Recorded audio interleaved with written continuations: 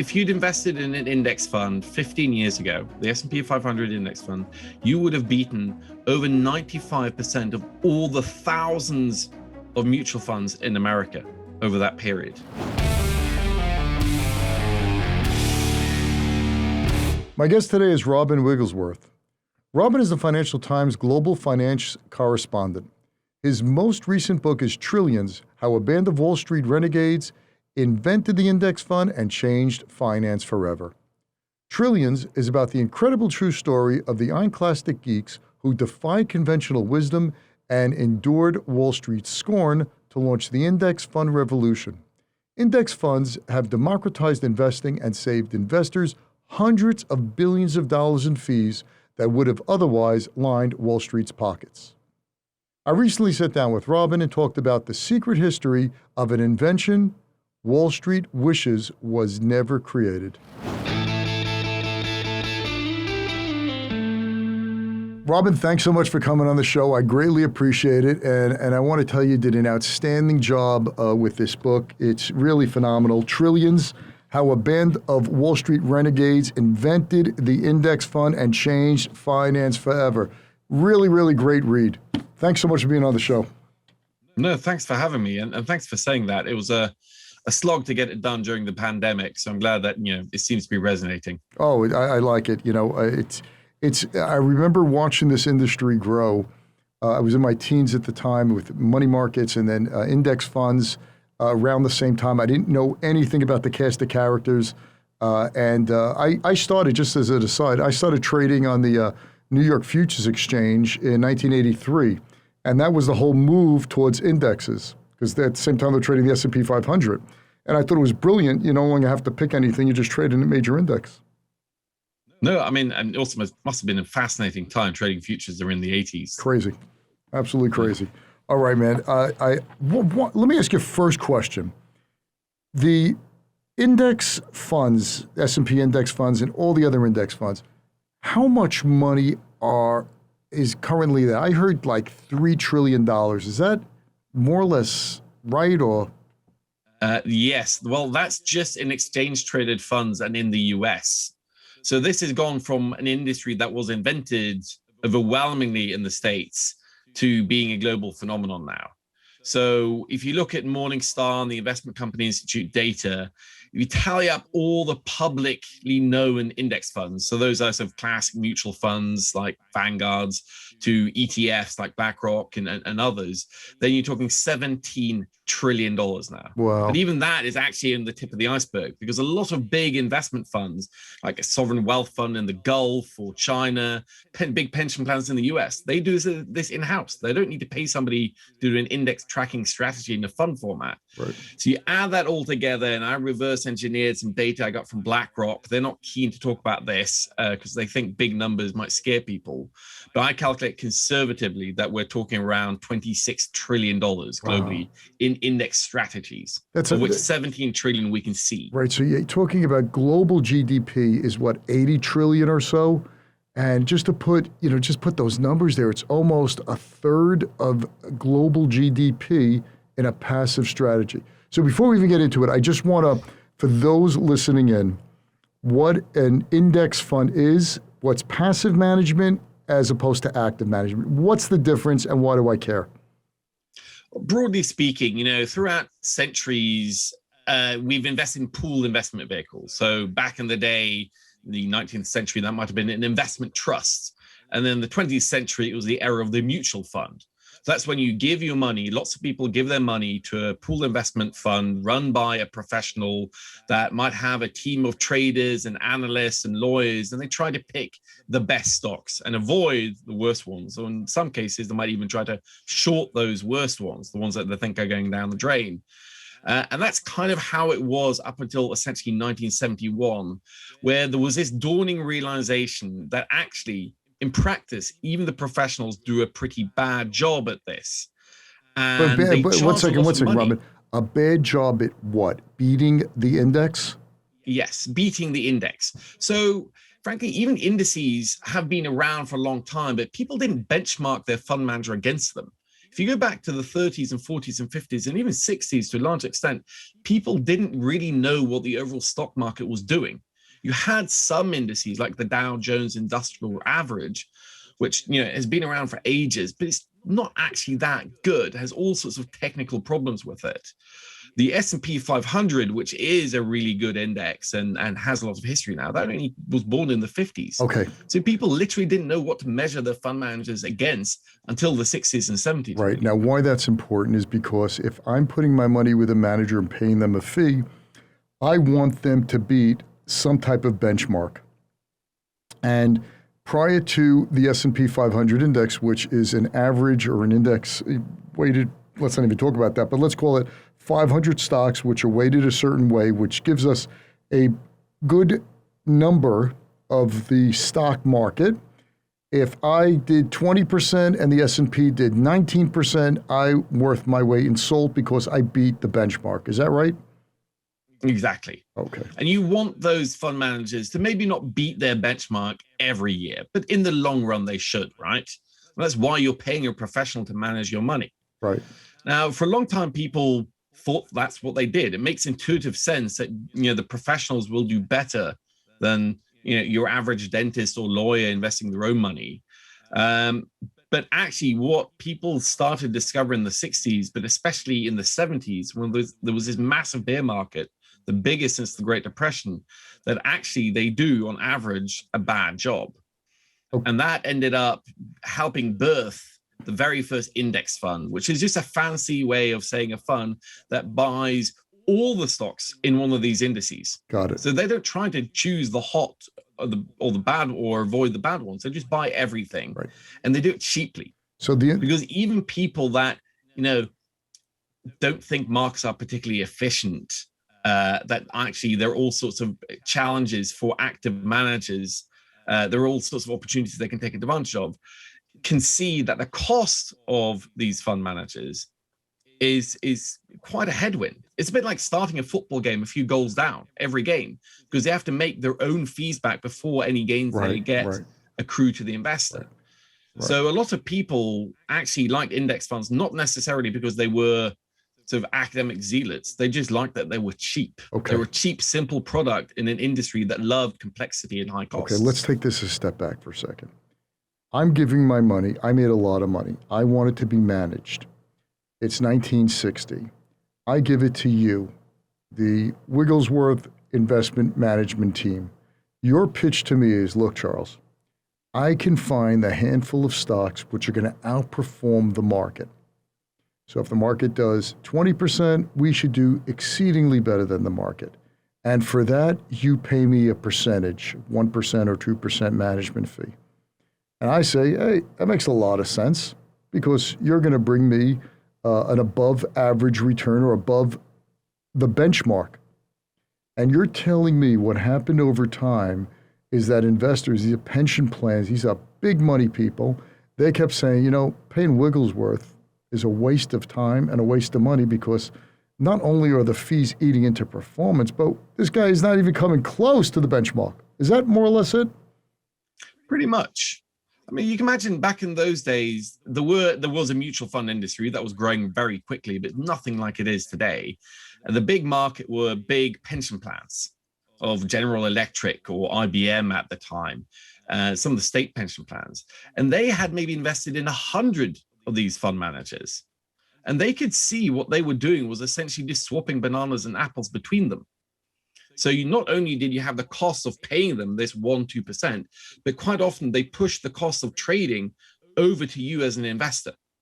So if you were, let's say, AT&T's pension plan manager, and you invested in fund manager A and fund manager B, you could see fund manager A was selling IBM stock to fund manager B, and fund manager B was maybe selling General Electric stock back to fund manager A. So essentially, that's what was going on all the time, incurring massive costs and also obviously the just cost of salaries. So that's why they were starting, in reality, not just a few goals down, but it was difficult for them. I mean, that's why I always say, these people aren't lazy. They're not bad people. It's just a really, really difficult job. And to do it consistently, the data is proven pretty conclusively is close to impossible, really. Why? Why is that? Why is it so hard to beat the index? Well, let's say some of it is the theory that markets are relatively efficient. And that doesn't mean that they're perfect, because we can see people do dumb things in markets all the time. We can see individual companies blow up or go down the drain, and market bubbles and bursts all the time. But over the time, they should be fairly efficient, because it reflects the sum of millions of relatively informed people trying to do their best to make money. And over time, the people that are really bad at this lose all their money. So over time, the market should be, relatively efficient. But frankly, even if you don't believe in that, one thing that we have discovered more recently is that it's a staggeringly narrow club of companies that account for vast majority of the stock market gains. So in the United States, over the last 90 years, almost the past century, basically, only 4% of companies, around 1,000 companies, account for all the $36 trillion worth of gains over the past century. Right. And what are the odds? And what are the odds of you picking any of those 1,000 out of that? Exactly. This is it. So essentially, if you do pick one of those, and it might, let's face it, be blind luck, you can sustain an entire career as a successful investor if you choose one of these massive compounders, one of these massive winners over time. Let's say if you invested in IBM when it was a cheap and cheerful startup, or General Electric a century ago, right? Right. It would have been absolutely astonishing up until very recently. So that's why index funds essentially is saying, the theory behind it is that there are some gold needles in this haystack, but just buy the entire haystack cheaply, rather than have somebody scratch through it and eventually not come up with something. Or maybe if you're lucky, they come up with a golden needle or two. But statistically, we know that over a 10-year period, only around 10% of professional fund managers actually manage to beat their benchmarks. Right. So when indexing, and I don't want to get into it because your book does a fantastic job and goes into detail, and I want to tell you something about that at the end, what I took away from this about the players that you wrote about. But before we talk about that, the fund managers, when these new quants, these quantitative guys, these computer nerds who don't care about the earnings or the fundamentals of a company, they try to create this index to make it tradable or investable. And at the time, the mutual fund managers are pissed. They don't want this to come out, right? No, I mean, it's natural, right? It's human nature. I didn't particularly, I like using the internet, but I'm a financial journalist, so it's my day job. I don't quite like what it's done to the economics of my business either, right? Even though it's generally made the world a better place, it's not been great for my industry. And that's kind of how the finance industry saw this. Admittedly, to be honest, at the beginning, most of them just thought the idea was kind of comical. The idea that you'd buy a fund that doesn't even try to beat the market was considered, it wasn't just seen as lazy, it was seen as giving up. Why would you do that? So one fund manager once told Jack Bogle, who founded one of the biggest indexing companies, that, who wants to be operated on by a mediocre surgeon? Who wants to have a mediocre lawyer? The name of the game is to be the best, especially in a country like America, right? It was considered and quite was lambasted as un-American. Right. Why would you want to invest? And then later on, this kind of tipped from either sort of derision to fear and hatred. And that's kind of where we're kind of getting maybe now today. Okay, hang on to that for 1 second. So in 1960, this guy writes an article. His name is John B. Armstrong. And he writes in the August Journal, Financial Analyst Journal, which is still around today. And he writes about, he makes a case for managed mutual funds, meaning active management, meaning picking this stock, picking that stock, not investing in an index. That's silly. We definitely beat that. He writes this paper, and he concludes that that the case for fund mutual management, he highlights 4 leading stock-focused mutual funds, and he says, you could beat the market. Easy. It could definitely be done. It turns out, as I learned from your book, that this guy's name was not really John B. Armstrong. And people were trying to figure out who this guy was. So they pieced together that it was Jack Bogle, the founder of Vanguard. Okay. So Jack Bogle at this point, who goes on to champion being one of the greatest financial champions, is according to Warren Buffett, who says, Jack, they should have a statue of Jack Bogle because he has saved investors, and we'll talk about that as we go on, saved them billions and billions of dollars in fees. Here he is writing under an assumed name, talking against index funds. How does that happen? He was speaking his own industry's case. I mean, Jack Bogle was, before he became the St. Jack that we know today, he was this wonder boy of the investment industry. He was the hotshot senior vice president at Wellington, one of the oldest and best established mutual fund groups in America.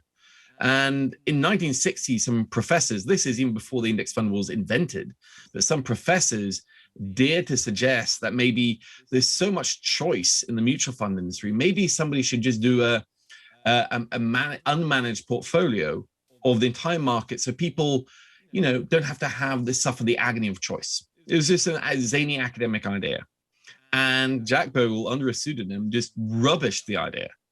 And it goes to show that when your industry is under threat, you kind of ring the wagons. Yeah. And Jack Bogle could probably sense that this was a dangerous idea, because he was relatively, certainly later on, steeped in the financial theory. But I think the Jack Bogle as the champion of passive investing that we know today is something that is a bit of a historical revisionism that he encouraged later on in his life. Because even when he started Vanguard, that was not because he was a big fan of passive investing. It was because it was the only thing that he could do. Right. That was a whole It was essentially a Hail Mary. Corporate intrigue, amazing stuff, Yeah. boardroom fight. But hold on to that for just 1 second. So I just want our listeners to put this in the proper context. What index funds, just in theory, this is not even practical at this point, pose, and Bogle is smart enough and intellectually honest. Well, he's not really intellectually honest, because he comes out and he basically says it's not going to work. But it is probably one of the greatest innovative disruptors in an industry ever. It makes what Amazon did to retail, to brick and mortar, look like a walk in the park. Because that, I don't know what the size of retail is, but it's certainly not $28 trillion. They're attacking an industry which everyone for the past 70 to 80 years, you found your father's stockbroker, or you inherited money and the money management or the trust department of a bank took care of it, and every year you paid them a fee and they got richer. And we're the customers' yachts. You didn't make money.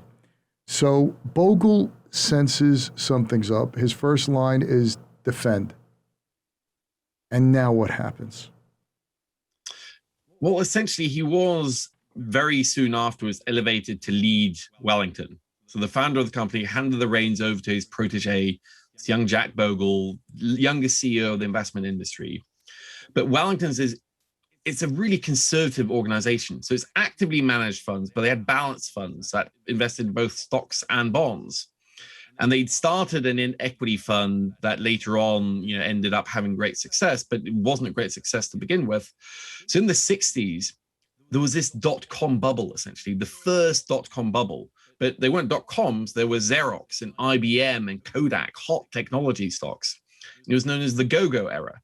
And nobody wanted boring balanced funds at the time. So Bogle inherits this company with a brief to resurrect its fortunes, because it was losing ground day after day. And he looks around for partners. He realizes they either need to build a go-go mutual fund or basically acquire one. So he makes the fateful decision to basically merge Wellington with one of the hottest go-go funds of the 1960s that was based up in Boston. And initially this works really well up until basically the go-go era goes like most of the other dot-com bubbles go, and essentially collapses into what is later becomes the biggest bear market since the Great Depression, right? in the late 60s and early 70s. 73, 74, right? The Nifty 50, all you needed was these 50 stocks, just sit back. it was like investing in the .com. Same story, different era. No, it was incredible. And, they were very different. The Boston partners, so Thorndike and Doran, there are a few others, they were good people, but they were very consensual, calm, gentle, even though they were sort of hot young gunslingers investment-wise. Bogle, is a titanic character with just this immense force of will. So essentially, they have had all these tensions building up for years and years. But then essentially, when their investment performance completely fizzles and drags Wellington down with it, it mixes in really toxic ways. And they essentially have a full-out warfare that ends with all the other partners ganging up together because they have more board seats and firing Jack Bogle as CEO of Wellington. Right. And what I found striking about that is Bogle was clueless. I think the vote went, 9-1, something like that. And he was shocked, like talking about not being able to read the room. He just did not get this. Well, so I talked to quite a few of his friends about this, and they said that, the flip side to his incredible drive that was kind of needed for the success to getting where he was. Even then, he was a young man, and where he later came, the flip side is that sometimes you can be obtuse to some of these signs. They all could tell he was heading towards a rupture and that he was on his way out of the company. But he still walked into that fateful board meeting hoping against hope. But he'd win. He'd win. He'd win. He just couldn't envisage, because he was so convinced that he was so obviously smarter than them. He was so obviously better than them. How could they dare sack him? Was what I gather how he sort of thought about this. Well, but it takes that kind of mindset to be the leader and innovator, because you have to do things differently and have a different belief system than the average, because if you don't, you will be average. You won't be able to do something as crazy as this. No. And, and that's why he managed to stage what was probably the greatest turnaround in American corporate history. Okay, hang on. Don't jump there. I want to walk through this because when you read this, and this is what I was getting at before. What I found, what I really liked about your book, Robin, and I want to tell you, beside being a financial history, which is really great, I knew some of this, but I didn't know a lot of this. I think you did a great service on two counts. One is, while these players are still living, to get the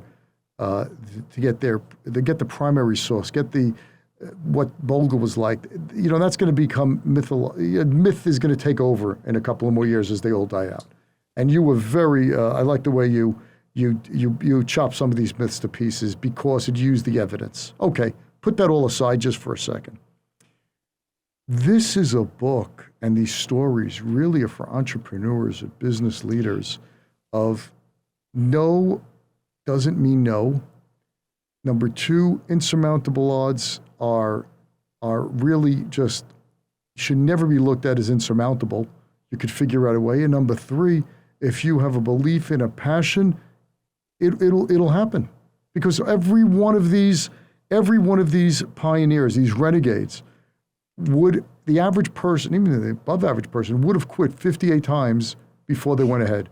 But these guys were so pig-headed, they were so strong in their beliefs that this makes sense, that it became a passion to bring this product out. Is that more or less the way I'm reading it from your book?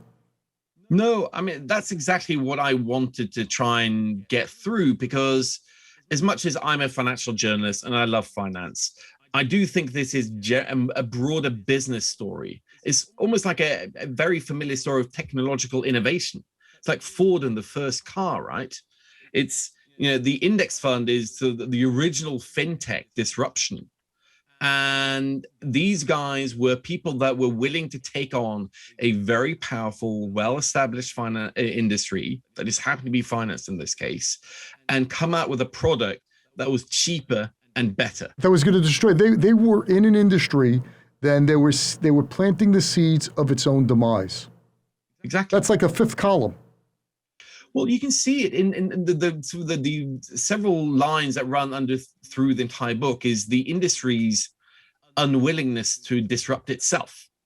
I mean, many financial companies had the chance and the opportunity, a greater opportunity, to become the vanguard rather than Vanguard. But they said no. The odds were stacked against Vanguard. Yep. But we've seen it so many times, right, that industries hate disrupting themselves. They hate the idea of cannibalizing their own business. So you have, even when they do it, they essentially sort of gobble themselves up or stymie themselves. Kodak famously did invent digital photography, but he just couldn't wrap its head around that was where the future had to go. Blockbusters started, what was the beginning of an online rental business. Right. But again, it couldn't pivot properly. I had a few weeks ago on the show, we had Tim Higgins, who wrote Power Play about Elon Musk and Tesla. And he was talking about the innovation that Elon Musk put in Tesla and the way the car could be updated over airwaves and how all these kinds of amazing innovations. If you haven't listened to it, definitely, folks, listen to it because it's really a phenomenal interview. And I asked him time and again, I said, wait a second, General Motors had the capacity. Toyota had the capabilities. They had the resource, they had everything. Why wasn't the electric vehicle, why was that Tesla's win and not theirs? And he said, you can't disrupt an industry from the inside. It takes an outsider to see all the fat and all the problems and be honest with it, where inside no one's going to upset the apple cart. And I think Musk and Tesla is an interesting parallel in that I think sometimes we think that brilliant ideas will always win through anyway. And sometimes they do. It might just take time. But I think Bogle's ultimate skill, and I think what Musk did for the electric car as well, is just world-class salesmanship. And it's sometimes seen as this sort of a grotty skill. It's not as cool as being a technological disruptor. And this isn't to undersell what Tesla and Musk have done for electric vehicles and electric batteries. But fundamentally, Musk was able to turn electric cars and make them sexy and fun and interesting and something that cool people drove. They looked great. Bogle's skill, he didn't invent index mutual funds. He copied and pasted basically the ideas of some people that went before him. And he didn't really, in the first few years, kind of sell it that aggressively either. But once he decided to do it, he was just a world-class storyteller around this. And we humans, we love stories. And he was able to tell the story that we're now kind of all following the footsteps of Jack Bogle. It helps when you've got phenomenal rock-hard data over decades across many countries to back it with. But he didn't originally have that in the beginning. Yeah, you had a line in here that one of his colleagues said that the convert becomes the most religious or something. What was that line or something to? Nobody's more messy. Nobody's a bigger zealot than a convert, a late convert. Yeah, he converts into this, and all roads lead to indexing. It's like if you do anything else, it's you're drinking poison. You can't do that, and I think that you need that in any innovator where it's this way or no way to be a success. We need the marriage of people. Sometimes you see it in a group of people. Let's say Steve Wozniak and Jobs, right, at Apple. You needed the technologist and the salesman. Jobs was a brilliant engineer, but he was the salesman, the visionary. And in many ways, Bogle was the visionary that Vanguard needed. And, we see this going in again. That's why I like finance. And I think it's just a fascinating industry that touches so many aspects of our lives. But for me, at the core, this is just a great business story. Like I say, of entrepreneurs and the challenges they face and the challenges that incumbents face. And sometimes how an early pioneer falls behind and gets eaten up by his rival. Well, they say because it grows fat and lazy and complacent. The pioneers are the ones with their arrows on the back. That's really it. That's really so. Okay, so let's go back to the story because this is where it gets exciting. So Bogle is, how tall was he? He was like 6'3", 6. He was a tall man, right? He's a tall guy. Yeah. I remember seeing him in his 80s at a conference, and he was walking. He walked always with he walked with a determination. This is after maybe his 4th heart attack, and I think he maybe just had his heart transplant at the time. Someone goes, "That's Jack Bogle." I said, "Really?" I pictured a frail. This is before the internet. a frail old guy, because you always see a picture. And there was this tall guy. He's a little stooped at the time, but he walked with vigor, and he was taking the steps up instead of the escalator. And he was like, whoa, that's Bogle. So Bogle is this brilliant guy, Princeton grad, full of himself, really so arrogant in terms of his cockiness of knowing what's right. I know the right play. His partners sideline him. They put him on a lifeboat in the middle of the Pacific Ocean, and they give him a small, little, tiny piece called Vanguard. And Vanguard is what at the time? It's a clerical outfit.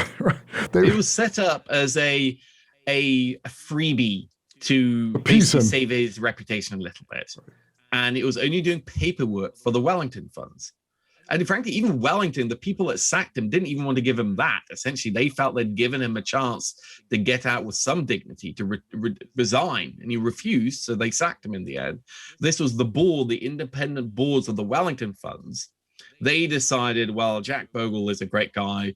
Let's give him this. Let's throw him a bone. He wanted something even more. He wanted to mutualize the company. This was, he said this was something he'd always wanted at some point, but, it's telling that he only proposed it once basically he'd been sacked. Right. So by the way, just to put this in perspective, here is a guy who is going to recreate the industry, a financial disruption that really has, I would say at this point, no equal. Or maybe in the financial industry, there is no equal. Because he basically made it ubiquitous. He made it sexy, if you will, to own a fund where a few years ago, Warren Buffett wrote that when he dies, he wants 90% of his money put in the Vanguard index fund, 10% in cash, I want my wife to do anything else other than that.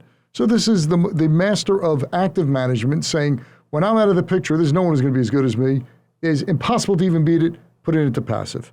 Okay. So here's a guy, he's not only defeated, but really humiliated. He loses everything. He loses the things that are important to him, which is the recognition of being a whiz kid financial exec, and he's now put really on, what is it? Where was Napoleon sent to? Elba? He's put he's exiled. They give him this little thing, I think it's 1974, is that right? Yeah. Okay. Around then, yeah. 74, 75, yeah. Now, he stages the most amazing, and I did not know, I don't want to tell you, the detail you put in here, and I kept saying, I'm going to get tripped up in this detail, but it's exciting. It's like, this is Rocky. He's starting from nothing, and like you're rooting for him, like, oh my gosh. So they give him this little thing. I think there's a handful of people even go with him, and reluctant. I think it was 12 people. 12 people or something like that. Yeah. A clerical thing. What's Bogle's next move? Well, so I think that your point around him being humiliated is kind of essential here because, I don't want to go too much into his backstory, but he came from a wealthy family that essentially lost all their money in the Great Depression, and his father became an alcoholic, and his mother had to raise him and his brothers. So this is the sense of fall from grace. And yes, he made it to Princeton, but he was basically the only person they could afford to send to college, because he had the best grades, so he got to go. So he had this sense of being in the outside, of this fall of grace, this chip on his shoulder from a very early age. And many of his classmates didn't have to work. He worked as a busboy. He worked as a reporter. And he just works way harder than everybody else. Huge drive. And then he makes into the investment industry and has this incredible career. Yeah, he's genuinely by the way, the wonder boy. At 30-something, right? He's CEO. It was a young, I didn't calculate it because I don't think you put the age in here. I think it was, 36 or 37, before he was 40. Right. Senior vice president in his late 20s. And this is a big thing back in the 50s or so. You had to spend a career, and this guy does it in maybe less than a decade. Yeah. He was the handpicked successor by the founder of the company, Walter Morgan. It was a big deal. Oh, by the way, excuse me a second. I think it's like in 1 year after he comes there, he becomes the guy's assistant in a heartbeat. Like I think it was 1 or 2 years. So he moves up the corporate ladder overnight. Hugely, but he's a talent. And everybody told me that Jack Bogle was somebody who spent a little bit of time at every piece of the investment industry pile, as it were, learning everything. Right. He'd always be the first person in, the last person to leave. He'd sit there with a slide rule calculator and just do all the work. And when we talk about first, he wasn't a natural writer, so he taught himself to write. When we talk about first person there, he was getting there 7 o'clock and later on 6:30 a.m. Yeah. And he would stay. Okay. So go ahead. He's incredible drive. And then imagine when somebody like that, huge chip on their shoulder, but then has essentially a career without a single misstep. Everything is going fine until it all collapses and you're fired very publicly. And then you're given this kind of, you're Alba, but this isn't even Alba. This is a crappy island off the coast, right? This is not somewhere nice. This isn't the Napoleonic retirement. So he decides he has to do something else with it. I think the first clue is that he was not going to go, happily retiring is the name he gave for the company. Vanguard. That's not a name you give to a clerical outfit. That is something you clearly have more ambitious plans for. But he needs something. And the divorce agreement, essentially with Wellington, precludes him from doing a lot of things. So he can't do investment management. He can't do distribution. He can basically only do paperwork for their funds. But what he decides, after fortuitously reading a newspaper article about some index funds started on the West Coast and elsewhere that were only for pension plans, Paul Samuelson, the grandfather of American economics, the first American Nobel laureate in economics, says, why can't somebody do this for ordinary investors? And that is the break that Bogle needs. That is the marriage of essentially his constricted circumstances and this opportunity. Because what he then does is go to the board, and this is frankly complete sophistry. But he says, well, obviously we aren't allowed to do investment management, but an index fund is unmanaged. So clearly that's okay, right? Outrageously, the board actually agrees with them. Did you put something in here? I don't know if I wrote it down or you wrote it. Something where that was enough of a wedge to fit a truck through. Did you write that? Because I remember that was I think so. Yeah, you had it. It was one of his quotes. Something like that. It was it couldn't have been mine. So it's something where it was enough daylight. Oh, that was it. It was enough daylight to drive a truck through. That's what it was, something to that effect. So it wasn't management because we're not managing. And by the way, you can't blame looking back, I was trying to think, how did the board be so stupid? They weren't, because this was a nothing. This was an idea. This was, even if it did work, 6 people will do it. Index funds had only been around for around 5 years at that, 4 or 5 years. And there were a few $100 million in it. There were some pension plans, but there's no money in it. Wellington might have decided to try and kibosh it themselves when the Wellington board approved it, but they also just didn't care. I mean, let Jack do his little thing, right? Go ahead, have fun. Okay, so Jack also selling index funds to ordinary investors was, a big ask. People thought it would be an abject failure. Right, so Jack finds, and that's what his brilliance is. He read the same thing that everybody could have read. It was in the newspaper. I think it was a newspaper, research paper. I'm not really sure. What was it? A research, Samuelson? I think it was a research. Well, Samuelson was in a paper. I think it was Newsweek. He wrote several columns. It's unclear exactly which one Bogle read. Okay. He read it, but it was out there. It was no secret. And this is where I think the entrepreneur in him shines, where he's like a Bezos or a Zuckerberg or a Gates.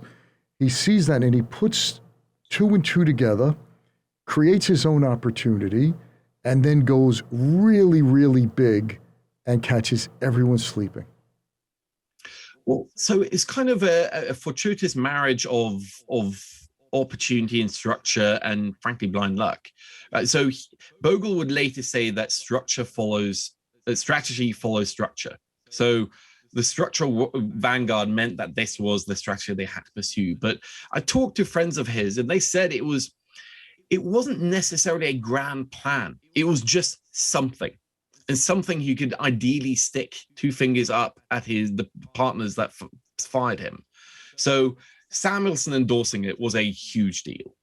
And index funds were growing from a very tiny base then. but nobody really thought this was a huge opportunity, including Jack Bogle. So he talked a big game, and they had an internal pool on betting how much money they thought it could raise. And he said something outrageous like $150 million, when even people internally thought that was a bit too bolshy. That was too aggressive. But for him, it was an opportunity. He needed to do something. Right. Okay. And this was that wedge, that first hole that he could start breaking down or loosening the straitjacket that Vanguard was in because of the divorce agreement. Okay. So it was just something. The problem was it was the only thing he could do. It was a toehold. That's it. And he made the best of it. They made the best of it. Yeah, and it powered through. Okay. So they, as you'll know, the Vanguard 500, or their first index investment trust, was an abject failure. It was a cataclysmic disaster. They they raised $11 million. Okay, what were they supposed to do? So I remember that the thing, Bogle says 100 million, and they take a pool, and the most conservative estimate, I think, was 14 million or so, and they raise, what was it, 11? Yeah. $11 million. So I think they're going to give up at that point. Was that the part where the underwriters, because again, Vanguard was that Kaminsky? That. Was that Kaminsky, Merrill Lynch? No, not him yet. So this was Dean Witter then. So this was in the mid 70s. So Kaminsky, I think he'd started his career in Merrill then, but he wasn't the CEO then. So who? No, so the underwriter Dean Witter and some of the other, they wanted to scrap it. They said, look, this is such an embarrassment. Let's just kill it and just move on. But Bogle, I think, like you say, he realized this was the start of something. So he later called it a commercial failure, but an artistic success. Mm-hmm. But it's kind of a classic Bogleism on what was a disaster. $11 million wasn't even enough to buy all the stocks in the S&P 500. They had to do sampling. The first, basically had to approximate the S&P 500 for the first few years. But it was that first opening, the first loosening of the Wellington straitjacket, because for the first time they were managing money independently of course, his argument was that it was unmanaged. Right, right. But he was in business. The shop was open. Okay. How does he go for 1974 from $11 million to Vanguard today in the $1 trillion range, I think it is, a little more maybe? Oh, yes. $8 trillion. $8 trillion. Just absolutely staggering. $8 trillion. Fill that gap in for me. What is Bogle's magic? Well, so various things. And I think Bogle, he was a visionary. So there were some things that were sort of informed by his own prejudices, as it were, but he was a really good person to capture the zeitgeist. And you could see that, this was a very high cost industry. And if you could position yourself to be the low cost provider in a high cost industry, that's a good commercial opportunity. So he did certain things like start a bond fund when they started becoming popular, money market funds. And actually the success of money market funds fueled everything. Basically saved Vanguard. Because, basically, Wellington didn't want to do this. So Vanguard did it. And this was another sort of loosening of this straitjacket. And also it was such a success, they did bail Vanguard out until the index funds started taking off. But then, he went and talked to every journalist who would ever talk to anybody. And he was the industry legend that was willing to tweak the nose of everybody there. He was willing to say to any journalist that came calling, in person or on the phone, kind of what they wanted to hear, that the industry is full of fat cats ripping off ordinary people's money. So he just became this St. Jack and was able to lift up Vanguard and profile it. Even though he was super cheap on marketing, they didn't need to pay much for marketing because they had St. Jack. It was free marketing using journalists like you to basically sell his message. And not really sell his message, echo the message that they were writing about, that Wall Street was out to screw the average folk. Exactly. Now you had a source. Now you had an insider telling you that's right. Yeah, exactly. You have somebody saying exactly what you want, which is always a titillating thing for any financial journalist, right? And he was adept at that. And then, they started new index funds at the opportune times when the US also started embarking on the biggest twin bull run in history, right?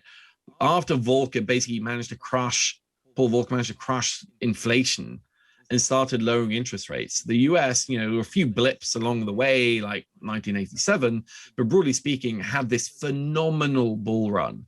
And you had the growth of corporate pension plans, of 401k plans. And a lot of people thought, well, let's just choose the low-cost provider. And who was that? Well, it was Vanguard. And for a long time, they had this clean run at index funds. So index funds didn't really take off until the very late 80s, really early 90s. But because of the remnants of Glass-Steagall put after the Great Depression, banks like Wells Fargo or State Street, which had very successful index fund franchises for pension plans and private banks and big institutions, they couldn't sell to ordinary investors. And the people that could, let's say Fidelity, they hated the idea. It was an anathema to them. So he had a clean run at index funds for a long time, was able to build up a commanding lead. And obviously the magic of Vanguard is that it is owned by its own funds. This quirk of fate, how Jack Bogle was able to engineer this divorce, was that Vanguard set up this, or Wellington funds set up Vanguard to be owned by themselves. And that's why every time the more money Vanguard makes, that money is used to lower costs further. So you have this perfect flywheel that the more money Vanguard takes in, the cheaper it can sell its funds, and the more money it gets in again and again and again. And well, again. What I found amazing, because I remember I started back in this industry in the 80s, and load funds within 8.5%, which means you put $10,000 in, you only started with $9,200. $800 went to pay a sales commission, which was, so you have to make 10% just to break even. So Vanguard has a load in the beginning, or I think if I recall that, right? They all had pretty much at the beginning. And it wasn't the first no-load fund, but Bogle was good at seeing the way the direction was going. And it was part of it is kind of, we want to position ourselves as the low-cost provider. Right. Because, Jack Bogle always used to say that he was not a big fan of the efficient markets hypothesis that Gene Farmer postulated, that kind of underpinned the first index funds. But he was a big believer in the cost matters hypothesis. Like you say, with a big sales fee, a load fee, you're kind of starting every game a little bit behind the curve. A lot behind $100 and getting 92. You're starting a lot. You're starting 10% in the hole. And so that does not include, that's 10% of that, does not include the management fees that are in there. So you have so many hurdles you have to get over just to catch up to the index. Unless you're you pick that 5% of the people that can beat the market, you're going to be, your lead is constantly going to be your lead. You're going to be behind exponentially. You just can't catch up. It's impossible. So what I found interesting was that Bogle not only read the industry and saw the disruption, but he becomes a zealot in trying to see how low we can go. He does away with the fee, the load, which is nothing more than a sales commission, folks. And for those of you who are old enough to remember, all it was they lowered that to 4.5 or so. Then you had no load funds. But still within these funds, you had 1 to 2% of management fees, custodial fees in there. So just think of, gosh, it was crazy. But now I think Vanguard's down to 3 basis points or so. I think 4 for some of the cheapest funds. But close to 0. Right. So it's astonishing when you think about how expensive it was for ordinary people to invest 20, 30, 40, 50 years ago and how cheap it is today. It's astonishing what's happening. So a basis point, folks, is each basis point is 1/100th of a percent. So it's a penny, for example. So 100 basis points makes up 1 full percent, right? So when a $10,000 investment at 1% is $1,000, at 1 basis point is what? $10. $10. My math right? $1,000, yeah. $10,000, 10% is $1,000, 1% is $100, 1 basis point is 10. So he's charging around $40 for what Wall Street was getting, close to 1,000 plus. Yeah. That's a huge advantage. And by the way, that extra difference at $960, $970 goes in your pocket. Exactly. You make that money. And this compounds over time, right? I mean, it's astonishing. It's not just the sort of the annual cost, but over time, just as returns compound, you let the stock market work for you, the costs work against you. And it really adds up to be astonishing amount of money if you're talking somebody saving in the market for 40 years. Right. I mean, I saw recently a study, somebody looked at just the past 25 years and just for US stock funds, so classic US stock market equity funds, and calculated the direct savings.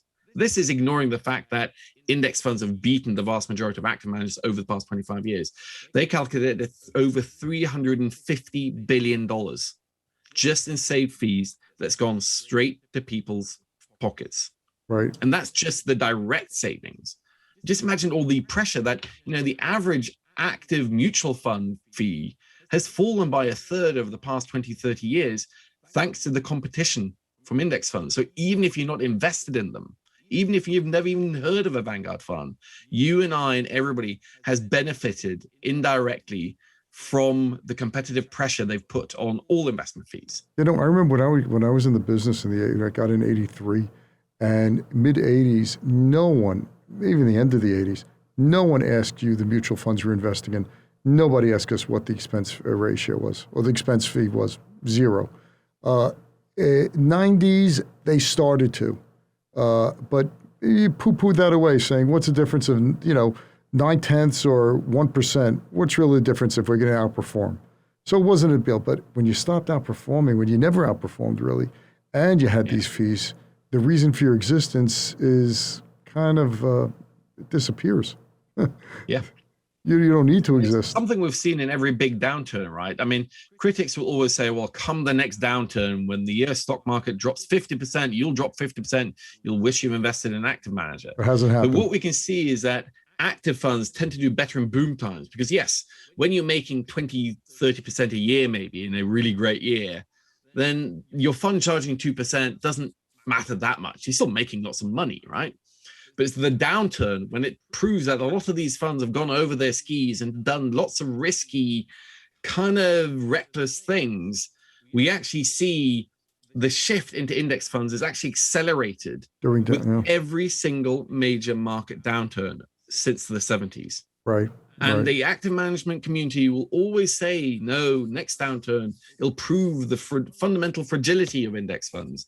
And lo and behold, it never happens. And maybe it will at some point. But so far, I struggle to see why we shouldn't continue to see even accelerating money into index funds, given that the investment industry, and I sometimes fall into the pit of bashing it too hard. And these are hardworking men and women who are smart, bright, and they do try to do the best jobs. I just think it's a really hard job.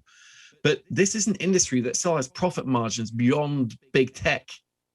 Like the average US investment company, the listed part, has a profit margin that is greater than Google's. This is an industry that has a lot of profit that can come out of it, because that is profit that they're making on the back of savers. Right. So I hope someone's paying them. It comes under pressure. Yeah. Well, look, there are great managers out there who beat the market over long periods of time, no question. But the problem is, are you, John Q. Public, able to isolate out of the 100 those 4 or 5? And if the assumption is I can, you don't need an index fund. But if you can't, what did Warren Buffett say? Know-nothing investor ceases to be a know-nothing investor when they invest in an S&P index fund. You know what you can't do. Therefore, you get the fund. And I tell people all the time, if you want to beat the S&P 500, all you need to do is invest in an index fund. That's really it. Only do something different if you feel you have some type of edge, that you have some advantage or some way of selecting a manager or picking stocks on your own that you're able to outperform. If you don't think you have a clear advantage, stop trying. I mean, if you'd invested in an index fund 15 years ago, the S&P 500 index fund, you would have beaten over 95% of all the thousands of mutual funds in America over that period. These are highly paid, highly trained, hardworking professionals who do try to do a great job. And you would have, by just doing that one single lazy decision 15 years ago, statistically beaten 95% of them. Yeah, it's just staggering. Every time you look at it, the advantages for the average investor to just buy Vanguard or any of even Schwab, the fees are so ridiculously low. It's kind of free if you ask me. And to be paying such a low amount of money for them to put in an index fund, to them it looks like we're taking this, we're making a fortune. But it became a commoditized business where its scale is all that matters. It's really an engineering business, if you will. Just keeping, it's the Model T Ford it's the assembly line. Just keep squeezing out costs. That's all there is to it. There's no magic here. And it's going to go free for not just the sort of plain vanilla. We're basically at free already. I mean, Fidelity, you can actually get like a broad-based US equity index fund for free now.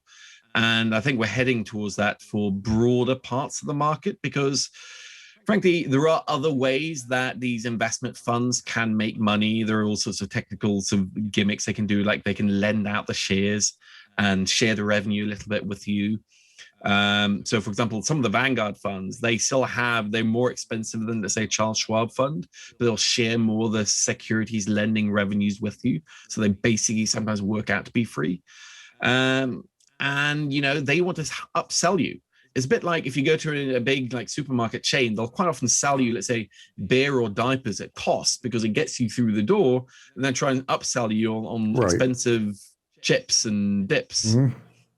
And I think that's how the investment industry is working. They kind of realize that index funds or broad, boring, well-diversified index funds are table stakes, and they will sell it basically for nothing or close to nothing. And that's where we're heading over the next 10 years. And it's, frankly, a great time to be an American saver, which you couldn't have said for much of the past century. Yeah, and, just come back from the days of prior to 1975, before May Day, where you had to spend a fortune on fixed commissions to buy and sell. Now buying and selling is virtually free. Yeah. It's incredible. And when you think of it as well, I mean, it's almost astonishing that active managers are actually doing worse over time than they used to, given that they don't have the headwind of trading costs as much. I mean, this was, in their defense, salaries were a big chunk of why they underperformed back in the day, in Bogle's day. But trading costs were astronomical, right? And there wasn't the same realization that turnover hurt returns. So this was this constant headwind. It was a bigger part of the problem than, frankly, the cost of the mutual fund. And sales loads and stuff like that. Today, even though trading costs for big institutions are pretty low, I mean, close to zero as well, actually, as we see, the average performance of active funds actually seems to be declining even as passive keeps growing, probably because it's almost like a poker game where if we think of the market as, 10 friends playing poker, and people dropping out all the time, usually they expect the worst managers, the worst card players to drop out of the market. That doesn't mean the game, it gets easier, it gets harder. And that's why we see with markets, and I actually think markets might actually be getting more efficient or harder to beat because all the mediocre managers are the ones that are kind of dropping out. And they're getting replaced by people who are younger, smarter, using faster computers and more data than ever before. Yeah. So that's why we're actually seeing, counterintuitively, despite the fall in trading costs and just how much money has gone into passive, we've seen active management performance actually get worse. Yeah, back in the day, even Buffett and Munger said if they started now, it'd be very hard to replicate any of their performance. They were playing against a lot of dumb people. Today you're playing against the smartest of the smartest of the smartest. If I looked, just recently, college degrees aren't returning much except MBAs. I think Wharton graduated the richest class of their first jobs, $155,000. So it definitely pays to get an MBA. And who's hiring them? General Motors to build plants? Wall Street are hiring these people. So you have a lot of shark poker players playing poker amongst themselves. And that doesn't end well because you need the patsies. Yeah. Was Buffett once said that active managers expect him to all overperform. It's a bit like everybody going in to a poker game and saying, guys, look, if we all play well here, I think we can all end up winners. Yeah, right. It doesn't work that way, does it? Just doesn't happen. Yeah. And bottom line, I just want to conclude with this, Robin, is that Bogle and all these index pioneers that you showcase in this book, and all the way forward, we didn't have time to talk about Larry Fink and BlackRock, which is just transforming the industry in a huge way on that end. If you want to know anything about that, folks, get the book. There'll be a whole story about this. But I think the key here is that the investing public has fared enormously well by capitalism, because it was capitalism that allowed this type of innovation, that allowed this type of competition, and that destroyed the fat and the weak. Essentially, yes. I mean, it was a great idea that, and eventually they win through in the marketplace of ideas and actual capital. Right now, index funds are ascendant. And we talked about some of the numbers early on, but the stat I always hold up is that all index funds put together is twice as big as the combined hedge fund, private equity, and venture capital industries. Amazing. Twice as big as them combined. Yeah. And it's all based on the idea that cheap, simple, transparent investing works best for most people. Yeah, that's pretty astonishing. My grandma could beat you. That's really it, by picking advantage of fun. All right, Robin, I wish you the best of luck with this book. The name of the book, folks, is How a Band of Wall Street Renegades Invented the Index Fund and Changed Finance Forever. The book's Trillions by Robin Wigglesworth. Definitely, if you're interested in financial history, mutual funds, index funds, active management, get it. But even if not, just from an entrepreneurial sense, if you're starting a business, this book should give you inspiration how to continue to persevere in the face of overwhelming odds and to upset an industry from within. It must have been really tough when these guys went to conferences. Maybe they were, I would have worn a bulletproof vest because they were not popular. They were not popular, folks. Robin, thanks so much, man, and best of luck to you. No, thanks, Charles. Thanks for having me on. It's been a real pleasure. Thanks for listening to this episode of The Charles Mizrahi Show. If you're a new listener, welcome. If you've been listening for a while, we're glad to have you back. Either way, we'd love to know what you think of the show. Please leave a review if you listen on Apple Podcasts. Reviews make it easier for others to find the show. You can also see the video of the interview on the Charles Mizrahi Show channel on YouTube.